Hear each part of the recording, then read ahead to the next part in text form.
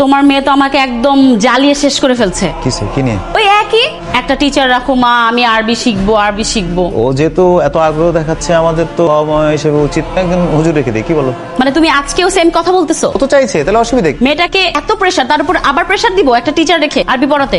ও যদি প্রেশার নিতে পারে তাহলে আমাদের সমস্যা কোথায়? ও নিতে পারে মানে? ও কিছু বুঝে?